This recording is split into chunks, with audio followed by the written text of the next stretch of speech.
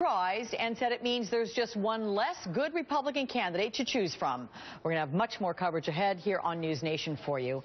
Meantime, the Centers for Disease Control is warning that the recent measles outbreak is a, quote, wake-up. The CDC is urging people get vaccinated, saying more than 84 people across 14 states have been infected since the first of this year.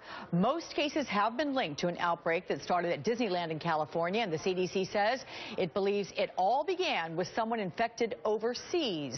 The CDC says that unvaccinated people are to blame for how quickly this disease has spread. Joining me now is Dr. Lolita McDavid, pediatrician with University Hospital's Case Medical Center. Doctor, thank you so much. Can you give me a perspective on how big this problem is? Well, let's talk about what it was like before we had the vaccine. And the vaccine that we use now came into effect in 1968. Before that, 3 to 4 million people a year would have measles. 400 to 500 would die. 48,000 a year would be hospitalized, and about 4,000 would have encephalitis. I'm sorry, 400 would have encephalitis. Encephalitis is a swelling of the brain. So measles is no joke, and people don't take it seriously because they haven't seen it, because since 2000, we basically thought we had eliminated it in the United States. All right, what about the anti-vax movement? That gained popularity.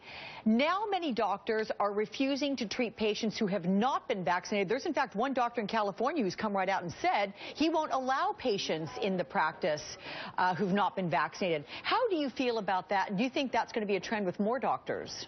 Well, the scary thing is that with measles, you're infectious before you know that you've got the measles infection. Which explains the logic behind this California doctor. Right. It can be 7 to 14 days before you even know that you're infected. So you have a child sitting inside my waiting room who may be infected, and I've got, 20 kids and pregnant moms sitting in my waiting room being exposed to this.